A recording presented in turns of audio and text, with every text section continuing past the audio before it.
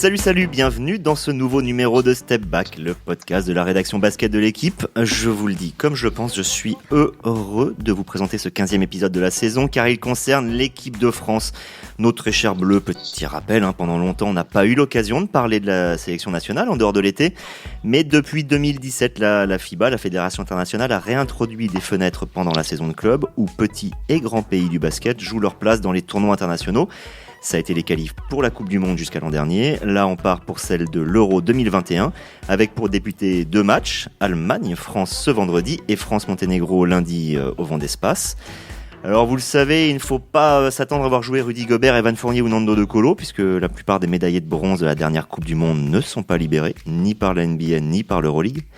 Mais ces fenêtres, c'est l'occasion de découvrir ou de redécouvrir d'autres joueurs moins connus, pas forcément moins intéressants. Je pense par exemple à Guerschon Yabusele, des joueurs qui gagneront peut-être, grâce à ces matchs, leur place pour les JO ou l'Euro 2021, sait-on jamais. De tout cela, on va parler avec celui qui pendant longtemps a présenté Step Back et qui nous revient cette fois comme spécialiste, Guillaume Degoulet. Salut Xavier, salut à tous. Et également présent là à ma gauche, Gaëtan de la Folie. Salut Xavier, bonjour à tous. Et en Allemagne, à Wertha, ou pas exactement, je crois, du moins, la Wertha, c'est là où joueront les Bleus demain en Basse-Saxe, un petit peu en dessous de Brême. Yann, tu te situes où, toi qui suis les Bleus à la trace ? Je suis pas à Wertha, effectivement, je suis dans un petit village à côté, à une vingtaine de kilomètres, qui s'appelle Steinfeld, dans un hôtel posé au milieu d'une forêt. Eh ben, très bien, on va pouvoir aller réellement sur le terrain avec toi. Alors, début du game. Donc je le répète, ces fenêtres de qualification se jouent sans les joueurs de NBA ni ceux d'Euroleague, ce qui enlève peu ou prou les 20 meilleurs joueurs français du moment. Dans ce contexte, on comprend que ces fenêtres aient été très critiquées. Mais Gaëtan, j'ai quand même l'impression, est-ce que je me trompe si je dis qu'aujourd'hui, à force d'existence, elles ont fini par trouver leur place et peut-être même une forme de légitimité, ces fenêtres ? Alors, je ne sais pas si c'est le cas pour toutes les sélections, mais c'est vrai que pour l'équipe de France, qui a la chance de jouir d'un réservoir de joueurs extrêmement impressionnant, oui, elles ont fini par s'imposer dans notre paysage médiatique, parce que comme tu l'as dit, ça permet de rythmer un peu la saison. On voit l'équipe de France à des moments où on n'avait pas l'habitude de la voir, et ça nous a permis de découvrir de nouveaux joueurs, justement parce que la fédération est allée puiser dans ce réservoir de joueurs français qui est très large, avec beaucoup de talent. Et ça a permis de découvrir des joueurs, ça a permis de voir des joueurs progresser, ça a permis de voir certains joueurs décrocher une place à la Coupe du Monde. Je pense à Paul Lacombe qui a fait l'intégralité, quasiment, il a fait 10 matchs sur 12 des qualifications à la Coupe du Monde et qui a gagné sa place dans le roster pour le mondial. Donc oui, et comme en plus on s'en est bien sorti en se qualifiant assez facilement, en faisant un joli parcours et en se qualifiant pour la Coupe du Monde, effectivement j'ai l'impression qu'on s'est plutôt bien passé, on a fini par s'y habituer à ces fenêtres. Bon, elles n'ont pas que des fans. Faut quand même le comprendre. Par exemple, là, on a des qualifs qui sont très peu périlleuses pour l'équipe de France. Pour résumer, les Bleus sont dans une poule de 4 avec l'Allemagne, la Grande-Bretagne et le Monténégro. Or, il faut terminer dans les 3 premiers pour être qualifié, donc ça ne devrait poser aucun problème. On sait par exemple que le Monténégro jouera sans son duo d'intérieur majeur Vucevic-Jubljevic, l'un évoluant en NBA et l'autre en Euroleague. Et ça, ce déficit de compétitivité, j'ai l'impression que ça t'agace fortement, Guillaume, je me trompe ? Non, tu te trompes pas du tout, ça m'agace fortement, oui. On peut aussi dire que l'Allemagne, dans notre groupe, est déjà qualifiée comme organisatrice. Ça aussi, c'est le charme. C'est-à-dire qu'il y aura 24 pays qualifiés. On connaîtra les 20 manquants, puisque donc il y a également la République tchèque, la Géorgie et l'Italie qui sont qualifiés à l'issue de 96 matchs. C'est-à-dire 96 matchs pour sortir 20 équipes. C'est absolument fantastique, je trouve. Pour moi, le haut niveau, c'est pas ça. La compétition, c'est pas ça. C'est la sanction, c'est l'effort, c'est pousser vers le haut.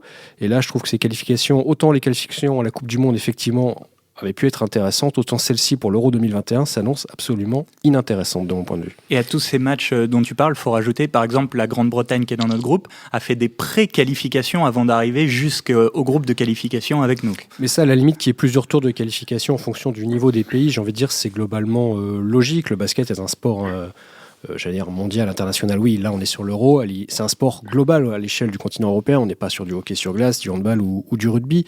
Simplement, contraindre l'équipe de France à jouer, elle va jouer 6 matchs de qualification en l'espace d'1 an et demi, pour une compétition qui aura lieu en septembre 2021, autant faire des matchs amicaux, il n'y a pas de sanction, il n'y a pas de risque en fait. Et le propre, selon moi, du haut niveau, c'est la prise de risque. C'est le shoot décisif au buzzer. Voilà, c'est pas le shoot le dimanche matin dans le gymnase Marcel Cerdan à Levallois. Dans cette équipe qui joue cette semaine, il y a un seul joueur qui a gagné la médaille de bronze à la Coupe du Monde la saison dernière, c'est Amath Mbaye. Alors, je précise qu'il aurait dû en avoir 2 autres, c'était Axel Toupane et Paul Lacombe, mais ils sont blessés. Donc là, il est tout seul. Il est là parce qu'il joue dans une bonne équipe, Izmir, mais bon, qui ne joue que la 4e Coupe d'Europe. Et ben malgré ça, je trouve que l'équipe qui a été assemblée a plutôt, on va dire, de la gueule. Elle est assez équilibrée. Est-ce que c'est ton avis, Yann ? Absolument, c'est très équilibré. Il y a beaucoup de nouveaux. Il y a 3 rookies, Isaiah Cordigné, David Michino, le meneur de Boulogne-le-Valois, et évidemment l'un de ceux vers qui les regards seront tournés, en particulier c'est Gershon Yabusele, l'intérieur qui n'a jamais eu sa chance à Boston, et qui recommençait à trouver des sensations en Chine avant que le coronavirus ne fasse suspendre le championnat. Mais c'est vraiment la première fois qu'on va pouvoir l'observer de notre côté, je veux dire en pleine possession de ses moyens et la maturité. Et à son image, on a un secteur intérieur donc tout à fait intéressant. Vous parliez de Amath Mbaye qui a été une des surprises de la Coupe du Monde, titulaire au poste 4. Et à côté, surtout, on retrouve le géant Mustapha Fall, qui aurait pu être de l'aventure à la Coupe du Monde. Et ça, je pense que sur ces qualifs, et notamment contre l'Allemagne, ça va faire une grosse différence, puisqu'en Allemagne, il y a un secteur intérieur moins talentueux, moins impactant sur ce premier match en tout cas. Je reste avec toi Yann parce que tu as parlé de Yabusele, évidemment, c'était une de mes premières questions dès qu'on abordait les joueurs. Qu'est-ce qu'on connaît malgré tout de Yabusele et qu'est-ce que tu en as vu, puisque je crois qu'il a parlé hier et c'était à Nanterre, donc c'était mercredi, il y avait un point presse à Nanterre, on a eu l'occasion de le voir. On a notamment vu qu'il avait l'air assez fit, il avait l'air plutôt bien dans son corps. Qu'est-ce qu'on sait de Gershon finalement qu'on n'a tellement pas vu jouer avec Boston ? Ce qu'on sait, c'est que c'est un intérieur au profil moderne, c'est-à-dire qu'à l'époque où il a été drafté en 2016, beaucoup d'observateurs s'étonnaient, disaient non, il n'est pas assez grand, ou il n'est pas ceci, ou il n'est pas cela. Et finalement, en fait, il correspond au canon du basket d'aujourd'hui, donc un intérieur très mobile, capable de courir. D'ailleurs, vous savez comment on le surnomme. L'ours dansant, c'est un assistant coach de Boston qui lui avait trouvé ce surnom parce que, notamment à cause de sa course, de son jeu de jambes, de sa vitesse de pied, que lui raconte avoir acquise quand il était jeune, notamment en faisant de la boxe. Et donc voilà, il a cette puissance, cette tonicité, il a de la verticalité malgré une petite taille, et il a en plus un shoot à 3 points, ce qui peut clairement lui permettre de prétendre non pas à un spot là tout de suite, il y est, mais à un spot pour les Jeux Olympiques, je pense, cet été. J'explique parce que l'été dernier, on avait Mathias Le Sort, typiquement, qui était dans ce poste intérieur entre deux, c'est-à-dire ni vraiment poste 4, ni vraiment pivot. Donc, je pense que Gershon Yabusele est un peu sur ce créneau et il a les moyens d'être convaincant dans cet esprit-là. Si tu me dis qu'il faisait de la boxe, je précise juste que Gershon Yabusele, c'est en gros 120 kilos, pas moins, mais parfois beaucoup plus. J'aimerais pas me prendre un coup de Gershon Yabusele. Avant même de continuer sur les joueurs, Gaëtan, je me tourne vers toi pour parler entraîneur. Vincent Collet, on sait qu'il a vécu des moments un peu compliqués, voire très compliqués, puisqu'il a perdu sa place à Strasbourg fin janvier. Malgré tout, avec Yann, on l'a pas mal croisé ces derniers temps, puisqu'il était à la fois à la Leaders Cup, puisque justement il était là sur les rendez-vous de presse par rapport à l'équipe de France. Il a l'air d'avoir sacrément rebondi psychologiquement. Là, il s'attaque à une campagne qui est pas si compliquée, qui lui permet de faire exactement ce qu'il aime, de l'évaluation, de la mise en place, même si c'est très court. J'ai l'impression que c'est le meilleur moment pour se relancer vraiment pour Vincent Collet.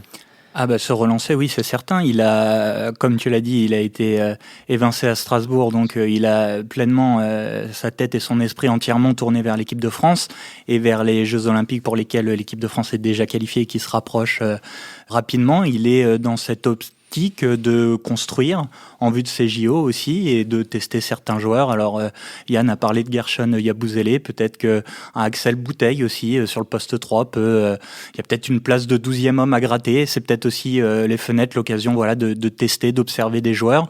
Et oui, je pense que là il apparaît serein, tu l'as dit, pleinement tourné vers ses objectifs avec l'équipe de France. Il a, j'ai envie de dire, presque tout prouvé en équipe de France sur cette dernière décennie.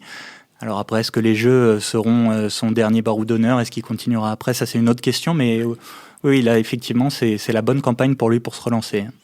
Enfin, moi, je pense qu'on peut aller un tout petit peu plus loin. Déjà, la Coupe du Monde, je pense, a servi, et les fenêtres de qualification à la Coupe du Monde ont servi réellement de réhabilitation pour Vincent Collet, puisque en 2017, rappelons que quand la France se fait éliminer par l'Allemagne en 8e de finale de l'Euro, c'est quand même un fiasco, c'est le plus mauvais résultat depuis 20 ans, et tout le monde s'attend à ce que Vincent Collet soit débarqué, en fait, ou qu'il démissionne, mais en réalité, à cause du nouveau format de la compétition et du calendrier international, c'est ce nouveau format qui a poussé la fédération à le maintenir, parce qu'il y avait une forme d'urgence. Il y avait 2 mois plus tard, à peine, les premiers matchs de qualification au mondial. Et en fait, ça a été pour Vincent Collet l'occasion de revenir sur le devant de la scène en créant un collectif avec des joueurs moins huppés que les stars qu'il avait entre les mains pendant chaque été. Et donc une mission qu'il a pleinement réussie, puisqu'il a ramené une médaille de Chine. Et aujourd'hui, en fait, il ne fait plus secret. Il s'en était entretenu avec Arnaud Lecomte il y a quelques jours. Il n'exclut pas du tout, et je pense même qu'il envisage d'aller jusqu'en 2024 à Paris. Évidemment, ce sera conditionné à la volonté de la fédération d'abord de le reconduire, et ensuite, évidemment, conditionné à un résultat, c'est-à-dire probablement une médaille à Tokyo. Et désormais d'une absence de double casquette, c'est ça aussi, non ?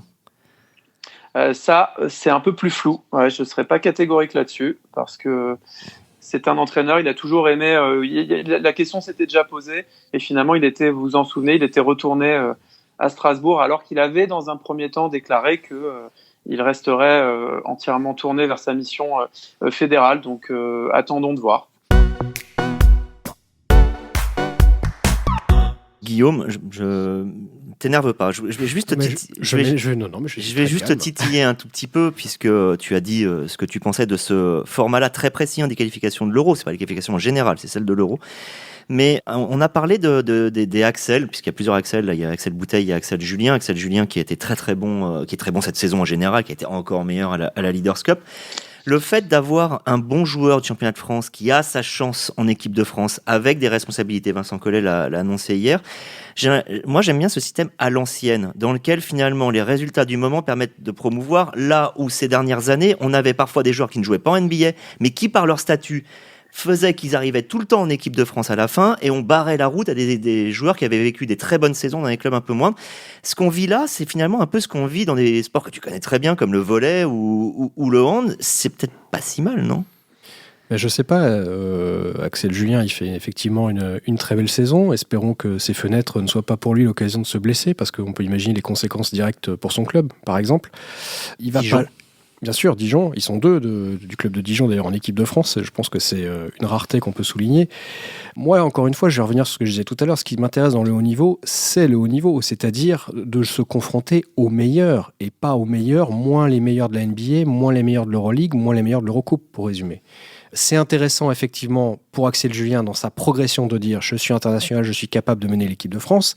Après, c'est bien quand c'est l'équipe de France A, quand c'est l'équipe de France F, pour reprendre l'expression de Tony Parker.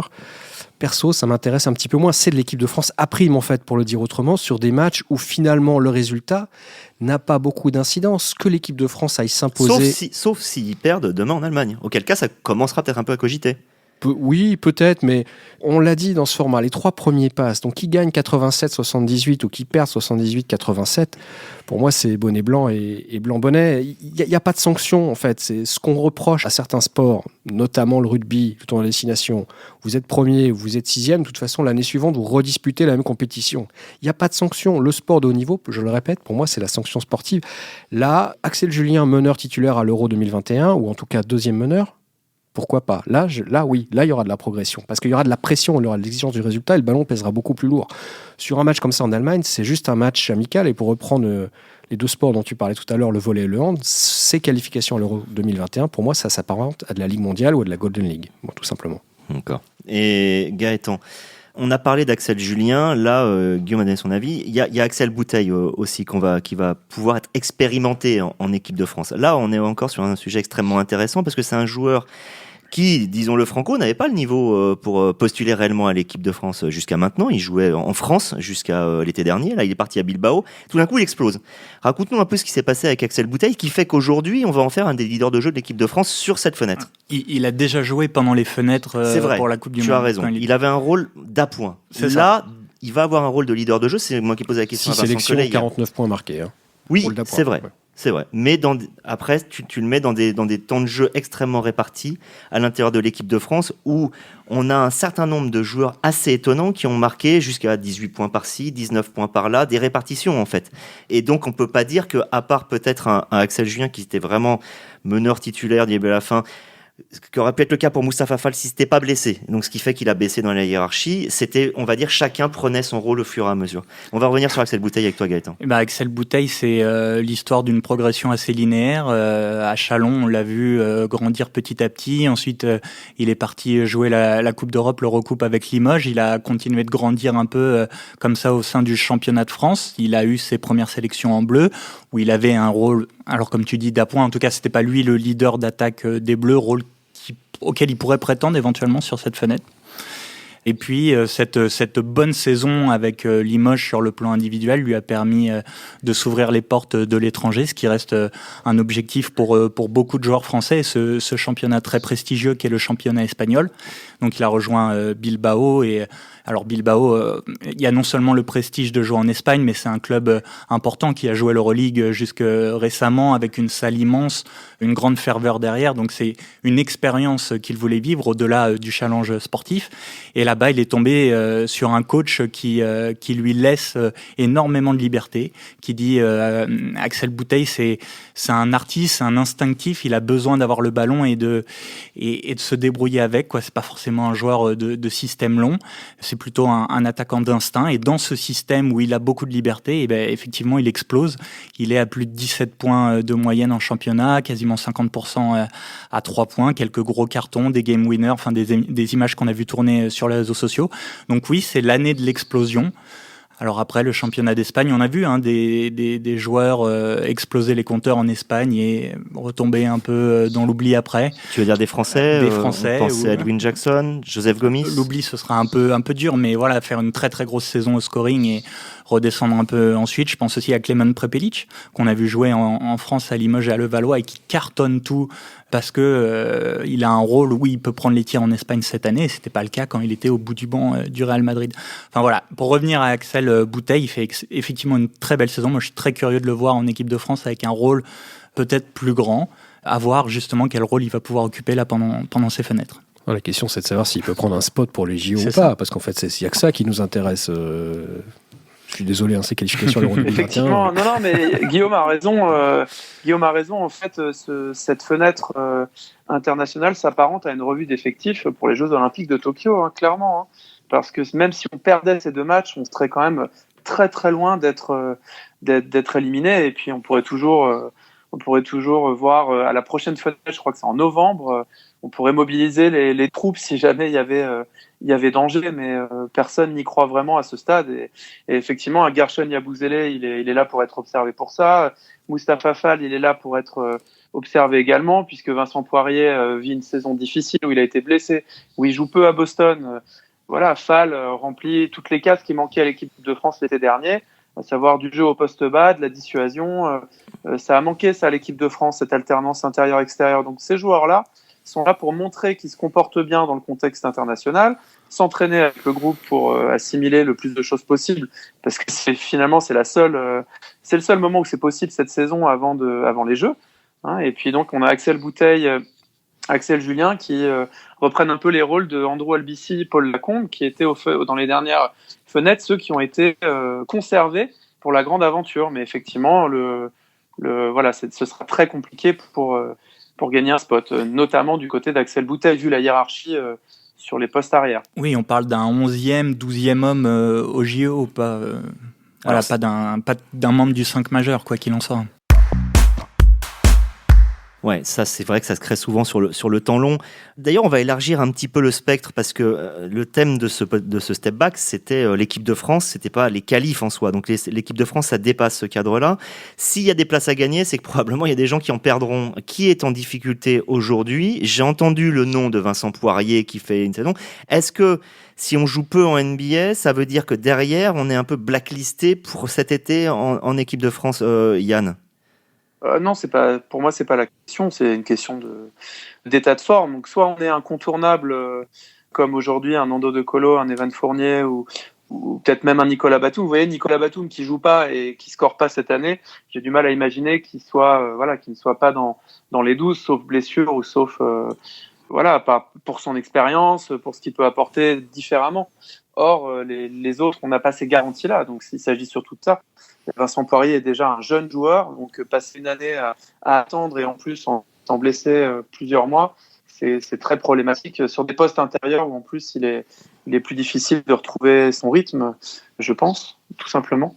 Et je voudrais parler de deux joueurs, là je laisse prendre la parole à qui vous voulez, c'est Thomas Hurtel et Adrien Moerman. Ce sont des joueurs qui normalement doivent viser le 5 majeur de l'équipe de France, c'est pas moi qui le dis, c'est Vincent Collet, qui a l'air de croire encore en Adrien Moerman malgré le fait qu'il n'ait pas joué depuis l'avant-Coupe du Monde. On rappelle qu'il a été opéré en août et que là il a à peine repris mais en jouant assez peu. Est-ce que ces deux joueurs sont en danger tout simplement parce qu'il reste très peu de temps, ou à l'inverse, est-ce qu'il leur reste du temps pour monter en puissance? Gaëtan, Yann, qui veut? En danger, je sais pas, ils étaient pas à la Coupe du Monde et l'équipe de France a fait médaille de bronze. Donc, si le danger c'est pour eux de ne pas disputer les JO, oui, effectivement, il est clairement marqué, surtout que, comme à chaque fois, que la qualification, que le tournoi olympique se rapproche, les candidatures naturelles émergent, à l'image de celle de Yann Mamni, qui est prêt à venir filer un coup de main, bien entendu. J'ai l'impression, Yann, on pourrait avoir un vrai turnover cette année entre deux grandes compétitions internationales en à peine un an que sont la Coupe du Monde et les JO, je me trompe? Non, c'est tout à fait possible, mais la vérité, c'est que chaque année, on vit ça quand même avec l'équipe de France, ou même après la campagne 2011 brillante, on a vu des remaniements. Joachim Noah, c'est un cas particulier, mais Joachim Noah, qui semblait tout désigné pour venir faire les Jeux, n'est pas venu. Il y a quand même chaque année, on a des surprises et des histoires comme ça, l'été dernier. Donc, comme vous disiez, c'était Thomas Hurtel et Adrien Moerman. Je pense que c'est deux problèmes différents. Adrien Moerman, le souci, c'est que il est revenu au jeu. Vous dites qu'il n'est pas revenu, mais si, je dis qu'il est revenu, mais qu'il joue pas beaucoup. Bah oui, il joue pas beaucoup, mais parce qu'apparemment il a un peu de mal en fait, et c'est plus délicat et plus difficile que ce à quoi on s'attendait. C'est pas qu'il est ménagé, je pense qu'il a du mal. Il faudrait lui poser la question directement et on essaiera de le faire dans les semaines qui viennent. Et quant à Thomas Hurtel, en fait, il s'est reblessé, donc oui, c'est vrai, c'est réellement inquiétant là pour le coup. Surtout qu'il n'a pas participé à la dernière aventure, donc. Ça peut poser problème. Gaëtan, une question aussi. Là, on parle des joueurs qui peuvent gagner leur place grâce à cette fenêtre, ou du moins se montrer et avoir la possibilité derrière d'avoir une invitation au camp de préparation des Jeux Olympiques.